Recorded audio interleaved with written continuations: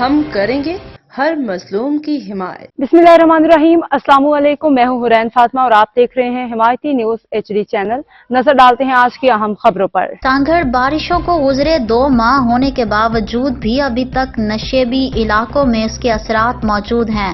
खातून Fatima high school के बच्चे malaria के वबा में मुब्तला होने लगे। रिपोर्ट कर रहे हैं इशफाक सुलहरी।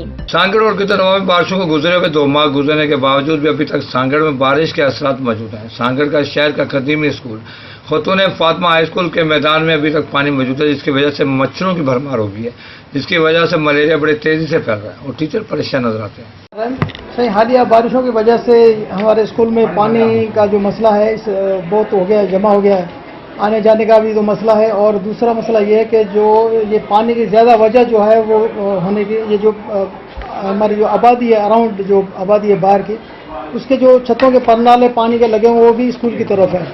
पानी खड़ा हुआ है और मच्छर है हमारे स्कूल में बहुत ज़्यादा, हमें क्लासों में भी बहुत ज़्यादा मच्छर है हमारे, हम बैठ नहीं सकते, पंखे भी नहीं चलते हमारी क्लासों में, हमारे पंखे भी ठीक करवाए जाएँ, सोलर प्लेटें भी हमारी सही कराई जाएँ और हम ग्राउंड में खेल भी नहीं सकते, हमारे ग्राउंड में भी बहुत ज़्यादा पानी खड़ा है। देखें कि बाहर जितना पानी खड़ा हुआ है, सारे डेंगू मच्छर जो है वो आजकल मतलब बच्चों को बीमार कर रहे हैं। डेली के हमारे जो है स्कूल की अटेंडेंस भी इसी वजह से कम हो रही है कि बच्चे जो है डेंगू बीमार हो रहे हैं मच्छरों की वजह से।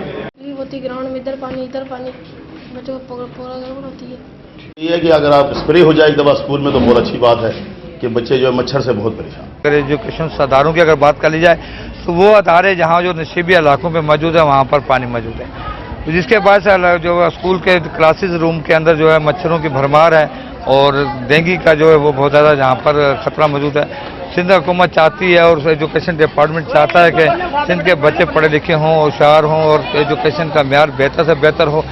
तो ज़रूरत समझ गया कि फौरी तौर पर डेंगू स्प्रे जो है क्लासेस में कराने के साथ साथ वो स्कूलों के अंदर जो है जहाँ पानी मौजूद है उस पानी को निकाला जाए। शहरी इलाकों की अगर बात कर जाए तो शहरी इलाकों से पानी तो इंतजामिया निकाल रही है और कोशिश करे कि मेन जो रोड हैं और मेन जो गलियां वहाँ से पानी निकाला जाए, लेकिन जो नशीबी इलाके जो हैं वहाँ पर भी अब तक पानी मौजूद है और इसी तरह स्कूलों के जो नशीबी स्कूल है वहाँ पर पानी मौजूद है, जिसकी बिना पर बच्चों को और टीचर्स को और स्टाफ को बहुत सारी मुश्किलात का सामना करना पड़ता है। डेंगू का जो है वो जहाँ पर स्प्रे और मलेरिया स्प्रे कराने का मुतालबा किया जा रहा है और मुतालबा किया जा रहा है कि फौरी तौर पर स्कूलों से जो है वो पानी निकाल कर बच्चों को बेहतर से बेहतर माहौल फराहम किया जाए। अब तक के लिए इतना ही। मजीद खबरों और अपडेट्स के लिए देखते रहें हिमायती न्यूज HD चैनल।